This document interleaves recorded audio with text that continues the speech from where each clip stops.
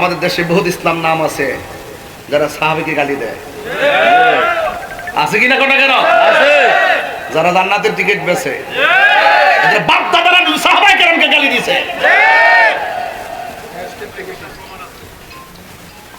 অনেকে বলে যে ধর্ম নিয়ে আমরা বাড়াবাড়ি করে রাখ বেটা, তোর বাপ কি কইছে শুনস নাই?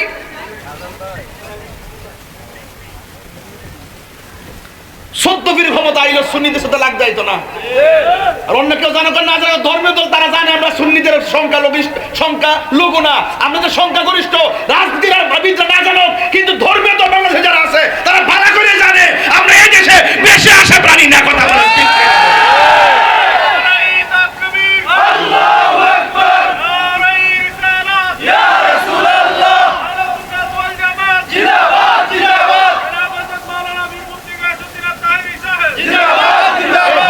কথা কি ঠিক আছে কিনা? কথা এরা জানে বালা করে আমরা এই দেশে সংখ্যাগরিষ্ঠ, এই দেশে 65% মানুষ যে কোনো সেক্টরে যেমন লোক পাবেন সুন্নি, কিন্তু দেখা গেল আমরা রাজপথে গাড়ি ভাঙতে পারি না দেখা, আগুন লাগাইতে পারি না দেখা, হুমকা দিতে পারি না দেখা, মানুষ মারতে পারি না দেখা, রাষ্ট্রযন্ত্রের কাছে গুরুত্ব নাই। আজকে যারা মানুষ মারার হক, মানুষ হত্যা করে, দেশকে অস্থির করে, তাদেরকে মূল্যায়ন দেয়। কথা ঠিক না?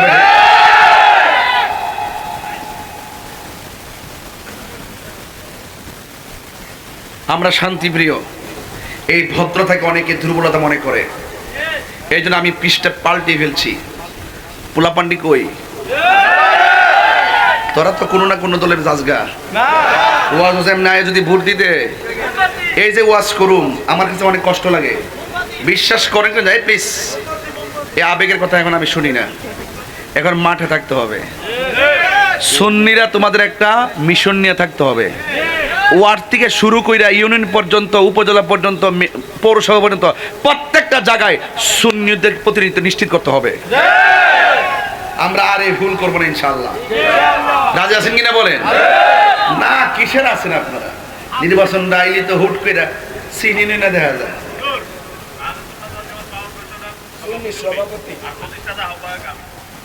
বলতে চাই আমাদের ইউনিয়ন ব্যাচের পক্ষ থেকে যে চেয়ারম্যান আহলে সুন্নাত ওয়াল জামাতের কথা বলবেন তাকে ভোট দেওয়ার জন্য হয় আমাদের।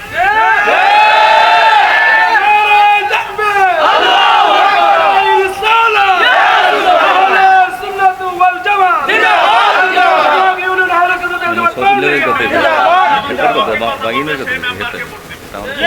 আর যে মুনাফিকি করবে তাকে যেন ভোট না দাও।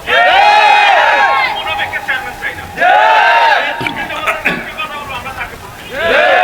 ঠিক আছে, শুনেন একটা কথা বলি। গত কয়েকদিন আগে এক মাহফিলে গেছি আমরা কিন্তু অনেকবার কিন্তু ওয়াজ মাহফিলে ধর্মের আলোচনা ফাঁকে যদি রাজনীতি কথা কইতাম না, তখন আমরা আগে কইতো রাজনীতি কথা কই না, সমস্যা আছে, কইতো নি। আমার ওই দিন ধরছে এইভাবে, ধরার পর আমি উত্তরটা কে দিছি জানেননি? যে আমার যারা দাওয়াত করছে হ্যাঁ 1 বছর আগে দাওয়াত করছে, বাড়ি বাড়ি গুইরা দোকানে গুইরা দেশ বিদেশে গুইরা টিহা কালেকশন করছে। এদের ফেভারিট টিহা দিয়ে প্যান্ডেল সাজাইছে, সাজায় আমার দাওয়াত করছে। এই মাঠ আমরার মাঠ, আমরা রাজনীতি কথা আমাদের রাজনীতি আমরা বলবো। আপনিও তো একটু রাজনীতি করেন, আপনার মাঠ সাজা আপনি যাই করেন। আমরা আপনার সম্মান দিয়ে স্টেজ আনছি দিকে নাইছে না, আনলে কি অসুবিধা আছে? এরপরে বুঝছে দাঁড়াই যাবেন, কথা বলবেন। এখন না বললে মনে করেন আপনি বেকুবের বুকার স্বর্গে বাস করেন। আপনাকে কথা বলতে হবে। আমি দেখেন আরেকটু আমাকে সুযোগ দেন, আপনাদের জন্য অনেক ভালো সুখবর ইনশাআল্লাহ আমি নিয়ে আসবো। শুধু একটু সুযোগ দেন, আর কিছু লাগতো না। শুধু সিদ্ধান্তটা নেন যে আমরা সুন্নিরা এক থাকবো, যেদিকে যাবো একদিকে যাবো। আজকে দেখেন তো তারা কি বলে, নবীর আব্বা আম্মা জাহান্নামী।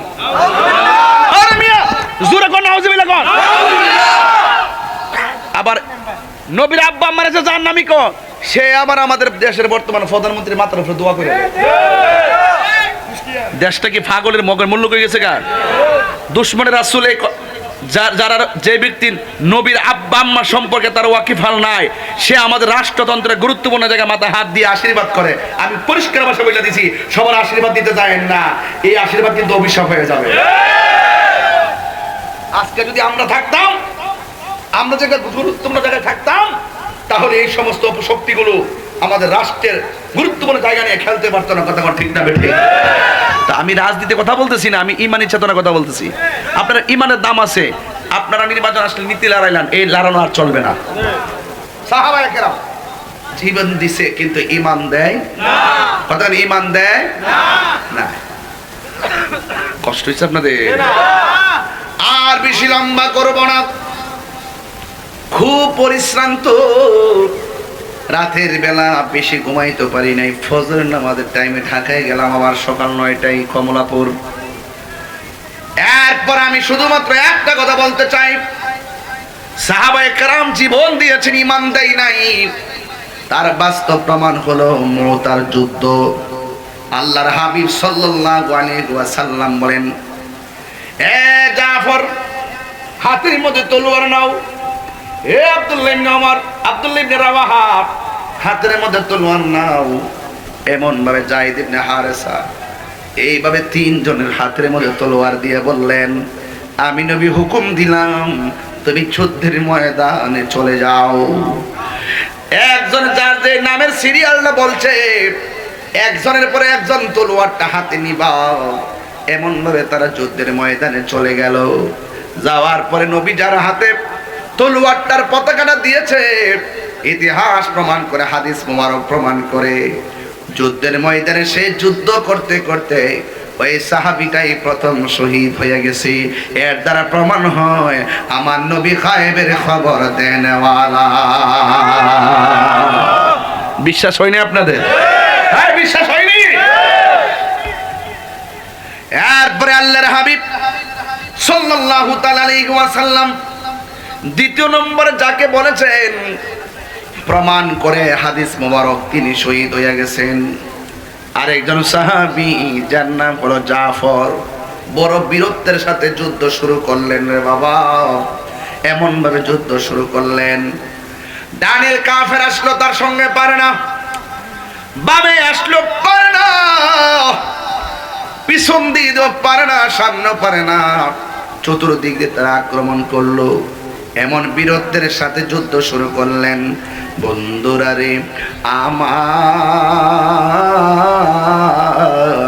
ও আমার ভাবার পার বন্ধুরা, একটা বিয়াদব আইসা হযরত জাফরের এই ডান হাতের ভিতরে এমন জোরে একটা কোপ মারছে, ডান হাতটা অর্ধেক কাইটটা ফেলাইছে। ডান হাতের গোড়া যদি অর্ধেক কাটা থাকে, এত ভারী তলোয়ার আলগিয়ে দেওয়া যায় না। এই তলোয়ারটারে বাম হাতের মধ্যে নিয়ে নিছে। বাম হাতের মধ্যে নিয়ে যুদ্ধ শুরু করে দিল। ওই মুহূর্তে ডান হাতটা যে অর্ধেক কেটেছে, বাম হাতে যুদ্ধ করতে গেলে হাতটা নড়াচড়া করে। ইনি কেমন দিনকে ভালোবাসেন, নবীর কথা কেমনে রক্ষা করেন। ওই জাফর ইবনে আবি তালিব ওই হাতটারে পায়ের নিচে ফালাইয়া আল্লাহু আকবার টান্দা হাতটারে ছিঁড়া ফেলাইছে। টান্দা ছিঁড়া ফেলাইছে। প্রেম কাকে বলে রে? টান্দা হাতটা ছিঁড়া বাম হাতের মধ্যে তলোয়ারটা লইয়া যখন যুদ্ধ শুরু করে দিল, বিয়াদবরা তারে ছাড়ে নাই। বাম হাতের মধ্যে একটা আঘাত কইরা দেহ থেকে হাতটারে আলাদা করে দিল। এরপরে দুই হাত নাই, কি করব? তলোয়ারটা পড়ে গেছে। হাদিস প্রমাণ করে হযরতে জাফর রাদিয়াল্লাহু তাআলা আনহু নিজের দাঁত দিয়া কামড় দিয়া তলোয়ারটারে ধইরা দাঁড়ায় গেছে। চিৎকার মেরে কি আল্লাহু আকবার বলা যাবে না?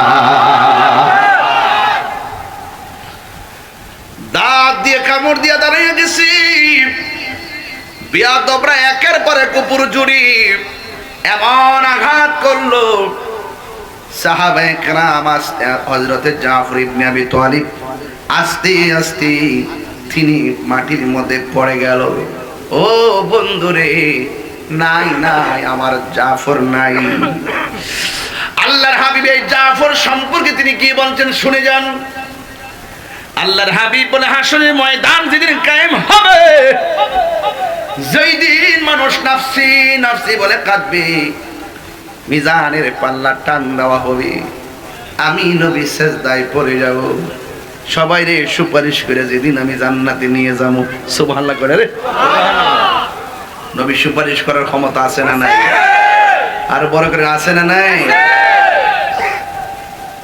হায় হায়। আল্লাহর হাবিব বলেন, যেদিন মানুষ নাফসি নাফসি বলে কাঁদবে, নিজের গামে নিজেরা সাঁতার কাটবে, ওই কঠিন মুসিবতের সময় আমি নবী থাকবো সামনে, আমার পিছনে থাকবে আমার উম্মতেরা, এর পিছনে থাকবে অন্যান্য নবীরা, নবীর উম্মতেরা। আমি যখন সবাই নিয়ে রওনা দেব, আমার সব উম্মত অন্যান্য নবীগণ নবীদের উম্মতের মাথার উপর দিয়া একটা মানুষ সবাই হেঁটে হেঁটে জান্নাতে যাবে, আর একটা মানুষ ওই দুই হাতের মধ্যে দুইটা নূরের ডানা লাগাইয়া দিবে, আর তিনি উপর দিক দিয়ে উড়ে উড়ে জান্নাতে যাবে। এই সাহাবী কেউ না, এই সাহাবী হলো আমার সাহাবী হযরতে জাফর।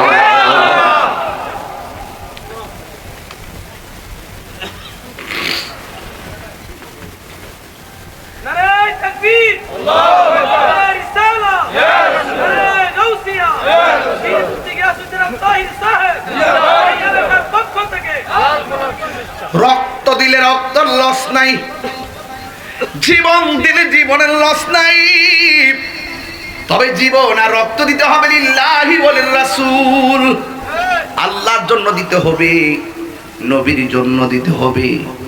এবার ওই সাহাবী দুনিয়া থেকে বিদায় হয়ে গেল, এরপরে তলোয়ারটা একটা সাহাবীর হাতের মধ্যে নিলেন, যাকে বলা হয় সাইফুন মিন সুয়ুফিল্লাহ, যাকে আল্লাহর তরবারি সমূহের মধ্যে একটা তরবারি বলা হয়, যার নাম হলো হযরতে খালিদ ইবনে ওয়ালিদ। আপনি কি মনে করেন শহীদ ফারুকী চলে গেছে, সব থেমে গেছে?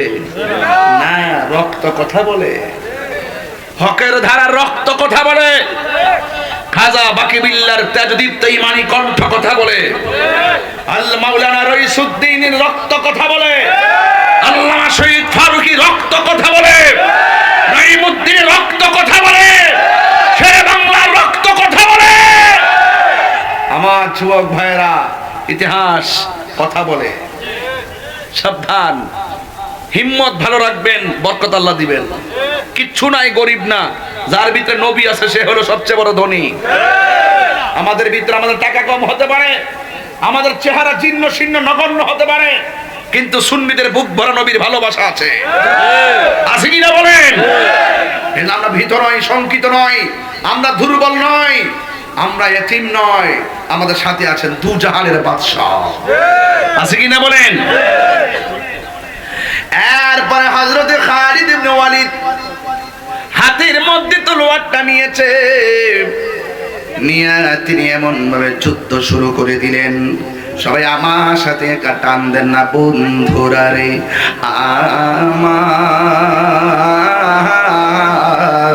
ও আমার যুবক ভাইরাও, এই আমার ভাওয়ার পাড়ের বন্ধুরা গো, কি ভাষাই বলবো। এবার হযরতে খালিদ ইবনে ওয়ালিদ হাতের মধ্যে তলোয়ারটা নিলেন, মনে হয় যেন 3 সাহাবী শহীদ হয়েছে, 3 সাহাবীর শক্তি যেন খালিদের শরীরে এসে গেছে। জোরে জোরে কি সুবহানাল্লাহ বলা যাবে না? 3 সাহাবীর রক্ত শক্তিতে পরিণত হয়ে গেছে, সুখ শক্তিতে পরিণত হয়ে গেছে। ডানে আসলো কাফেরে পারে না, বামে আসলো কাফেরে পারে না, এমন ভাবে তিনি যুদ্ধ শুরু করলেন। কচুরি পাড়ার মতো কাফেরদেরকে কাটতে শুরু করলো, কোনোভাবেই পারে না। 90% যুদ্ধের ফলাফল খালিদ ইবনে ওয়ালিদের নেতৃত্বে মুসলমানদের পকেটে চলে এসেছে। যুদ্ধের বিদায়ী বেলা একটা ঘটনা ঘটে গেছে, এই ঘটনাটা শুনলেই দেখবেন নবীর শান বুঝবেন। ইন দি মিন টাইমে আমার নবী, আপনার নবীর সাহাবী হযরতে খালিদ ইবনে ওয়ালিদ 90% যখন যুদ্ধের ফলাফল মুসলমানদের পকেটে চলে আসলো, আসার পরে হঠাৎ কইরা খালিদ ইবনে ওয়ালিদ পিছন দিক দিয়ে পলাইতে শুরু করলো, পিছন দিক যাইতে শুরু করলেন। এবার অন্যান্য সাহাবীরা ডাক দিয়া বলে, ও খালিদ, ওয়ালিদ, ও খালিদ ইবনুল ওয়ালিদ, আপনার মাধ্যমে আমরা যুদ্ধের জয়ের স্বপ্ন দেখলাম, হঠাৎ করে কেন আপনি পিছায়া যাইতেছেন? খালিদ ইবনুল ওয়ালিদ বলে, ও নবীর সাহাবীরা, আমি কেন পিছায়া যাইতেছি জানোনি? আমার মাথার ভিতরে একটা হেলমেট ছিল, এই হেলমেটটা কোথায় জানে পড়ে গেছে। এই হেলমেটটা না থাকলে আমি গায়ের মধ্যে শক্তি পাই না। আল্লাহু আকবার বলে কেন? প্রাণ দয়াল রে, আর পরীক্ষার সময় নাই, করো জোরে ক্ষমা চাই, শেষের খেয়া না নিলাই আমারে, আমার দিন কি এমনি যাবে, লোকে তোমায় কি বলিবে, আমার দিন কি এমনি যাবে, লোকে তোমায় কি বলিবে। আরে না না, আমার দিন কি এমনি যাবে, লোকে তোমায় কি বলিবে, এ দুঃখ রইল তাহিরির অন্তরে, হে প্রাণ দয়াল রে, সন্ধ্যা হইল ডাকে দিলে না মরে। আল্লাহ আকবার না কেন? ও শানটান দিছি কি খারাপ লাগতেছে? হ্যাঁ, এগুলো এই এলাকার কি চলে না? এগুলা কেউ চলে না? প্রাণ দয়াল রে, গৃহস্থেরা দলে দলে হাঁস মুরগি কতই পালে, সন্ধ্যা হলে ডাক দিয়া লয় ঘরে, যার যত পালিত ছিল সকল রে তো ঘরে নিল, যার যত পালিত ছিল সকল রে তো ঘরে নিল, আমি একা রইলাম অন্ধকারে, প্রাণ দয়াল রে, সন্ধ্যা হইল ডাকি দিলে না মোরে, দয়ার মালিককে সন্ধ্যা হইল ডাক দিলে না মোরে, হে প্রাণ দয়াল রে, সন্ধ্যা হইল ডাকে দিলে না মোরে। আল্লাহু আকবার। যুবক বরাবর এখনই সময় নবীর পক্ষে রুখে দাঁড়ানো, নবীর পক্ষে কথা বলা, নবীর বিরুদ্ধবাদীদের বিরুদ্ধে তুমি রুখে দাঁড়াতে হবে। যৌবন যার, যুদ্ধে যাওয়ার সময় তার।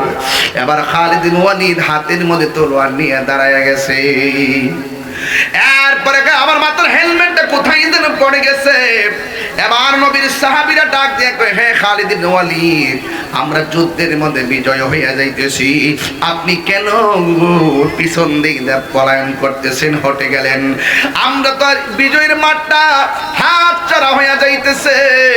ভাই তোমরা বুঝবো না, আমি খালেদের গায়ের মধ্যে কোনো জোর নাই, আমার সব জোর হলো আমার হেলমেটের ভিতরে। জোরে জোরে কি আল্লাহু আকবার বলা যাবে না?